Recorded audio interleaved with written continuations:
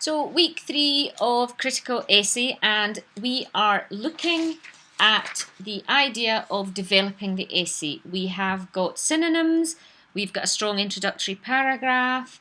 How do we keep the momentum going and make sure the essay remains strong? Well, the first thing we're going to look at is the idea of a topic sentence.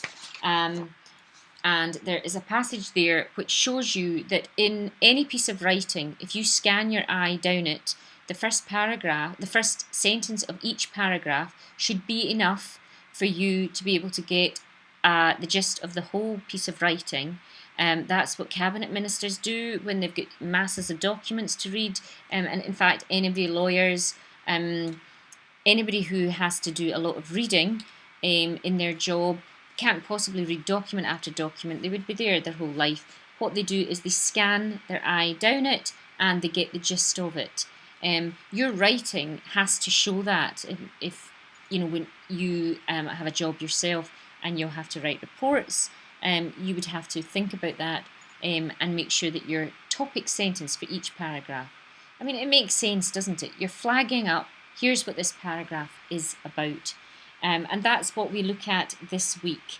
There is a passage there from the past papers which is about texting, and if you cast your eye down each sentence in it, you'll get the gist of the whole passage. A good skill to have in the close reading exam as well as for critical essay writing.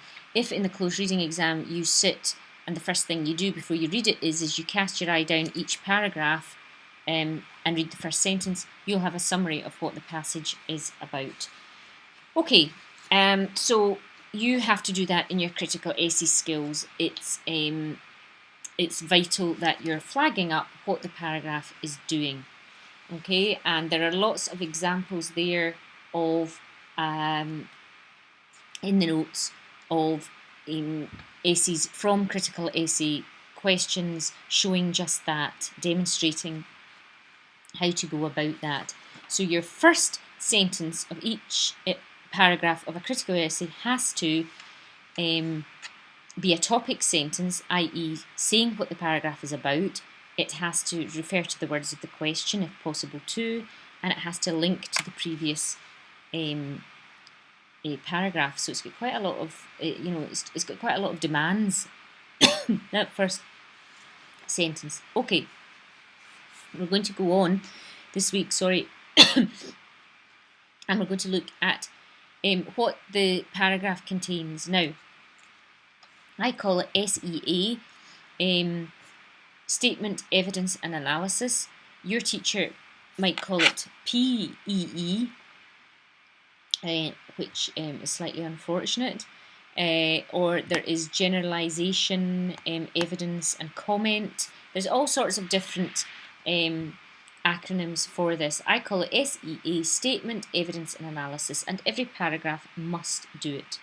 I give an analogy of how it's actually how we tell stories.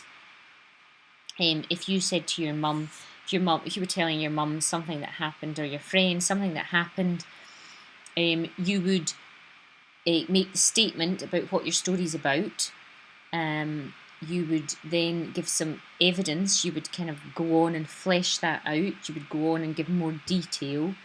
And then you and your friend or your mum, whoever you're talking to, would analyse it, wouldn't you? You would say, God, how funny that was that, the guy's off his head, or that was so dangerous. You would analyse it. You wouldn't just leave the story hanging. You know, that's how we learn things. That's how we communicate with people.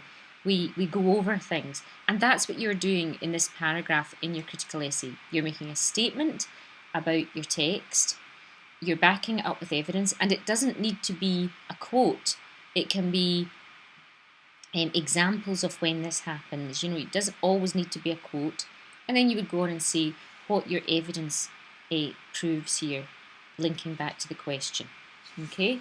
In the notes then there is lots of different examples of that, further examples of that, and then it is time for assignment 2, which is A Christmas Carol, and you are You have some evidence there. You have some quotes and the opening statement. Dickens presents Scrooge as a mean and grasping person, and you're going to just write out a paragraph on that using statement, evidence and analysis, and it is going to be brilliant. Okay, I'll speak to you soon.